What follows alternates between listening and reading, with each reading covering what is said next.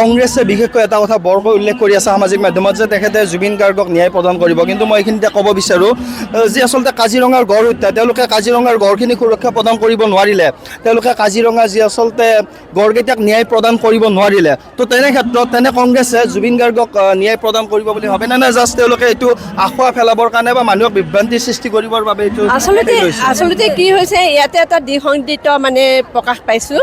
আচলতে মানুহৰ একত্ৰিত হৈ থাকিব লাগিব। জুবিন গাৰ্গৰ বিষয়ে কোনো কংগ্ৰেছ ADP BJP বুলি কথা নাই। ইয়াতে সকলোৱে জুবিন গাৰ্গক আমি শ্ৰদ্ধাত ৰাখিছোঁ, তেখেতক সদায় আমি শ্ৰদ্ধাত ৰাখিবই লাগিব, যিহেতু তেখেতৰ সৃষ্টিমূলক গীতৰ আমাৰ আকুলিত কৰিছে। গৰিমা শইকীয়া গাৰ্গে বাৰ বাৰ উল্লেখ কৰি আছে যে ৰাজনীতিৰ মুনাফা আদায় কৰিবলৈ যাতে জুবিন গাৰ্গৰ নামটো ব্যৱহাৰ নকৰে। কোনো দল সংগঠনৰ নাম লৈ নকওঁ, কিন্তু কথাটো হৈছে জুবিন গাৰ্গক ৰাজনীতিৰ মাজলৈ আনিবই নালাগে। এজন অৰাজনৈতিক ব্যক্তি, তেওঁ সম্পূৰ্ণভাৱে নিজৰ মতেই থাকিবলৈ দিয়ক আৰু সসন্মানেৰে থাকিবলৈ দিয়ক। তেওঁ নিজৰ যিটো সত্তা আছিল, যি ধৰণৰ জুবিনৰ পৰিচয় আছিল, যিটো অস্তিত্ব আছিল, সেইমতে তেওঁক ৰাখকচোন। সেইটোৱে মোৰ মানে সকলোৰে প্ৰতি সেইটোৱে কামনা। জুবিন গাৰ্গক নাটানিব, আমাৰ পৰিয়ালটোক নাটানিব ৰাজনীতিৰ মাজত। তাৰ পিছতো কিন্তু কংগ্ৰেছৰ মানে বিভিন্ন ক্ষেত্ৰত আমি দেখিবলৈ পাইছোঁ জুবিন গাৰ্গৰ নাম প্ৰচাৰ কৰিছে। আমাক জুবিনদাৰ বাবে ন্যায় লাগে নে নালাগে? ন্যায় লাগে নে নালাগে?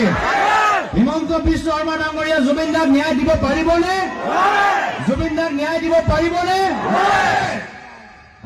বা কংগ্ৰেছৰ সভাসমূহত জাষ্টিছ ফৰ জুবিন গাৰ্গ এনেধৰণৰ তেওঁলোকে মন্তব্য আগবঢ়াইছে। এই ক্ষেত্ৰত কি ক'ব, কৰিব লাগে নে নালাগে জুবিন গাৰ্গ? আচলতে মই কওঁ যে আমি জুবিন গাৰ্গৰ লগত লৈ পেলাই আমি ৰাজনীতি কৰিব নাপাওঁ, এইটো কিন্তু অসম্ভৱ, এইটো বেয়া কথা। কোনোৱে এইটো কংগ্ৰেছ হওক আমাৰ যোন দলৰে নহওক, কোনোদিন জুবিন গাৰ্গক লৈ আমি ৰাজনীতি হিচাপে আমি লোৱা নাই। তেওঁক আমি শ্ৰদ্ধাত ৰাখিছোঁ, কিন্তু আমি ইমান বিচলিত কৰিব নোৱাৰোঁ। কাৰণ কিয়, কংগ্ৰেছে তেখেতসকলে এতিয়া বৰ্তমান জুবিন গাৰ্গক লৈ ৰাজনীতি কৰিছে, কিন্তু তেখেত এগৰাকী শিল্পী, তেখেতৰ চেপ্টাৰটো বেলেগ আৰু এইটো চেপ্টাৰ বেলেগ, সম্পূৰ্ণৰূপে এটা ডিফাৰেঞ্চ আছে। আপোনালোকে কি ভাবে প্ৰকাশ চন্দ্ৰ দাস ডাঙৰীয়াই কিমান সংখ্যক ভোটত জয়লাভ কৰিব বুলি ভাবে হাজো শুৱালকুছি সমষ্টিত? এইটো অধিক সংখ্যক ভোট, একদম বিপুল ভিতৰত তেওঁ জয়যুক্ত হ'ব, কাৰণ তেওঁ জয়ে আমাৰ অসমৰ মুখ্যমন্ত্ৰী ডাঙৰীয়াৰ জয়। গতিকে আমি এইখিনিয়ে জানো আৰু। ঠিক আছে, হয়, ধন্যবাদ জনালোঁ আপোনালোকক।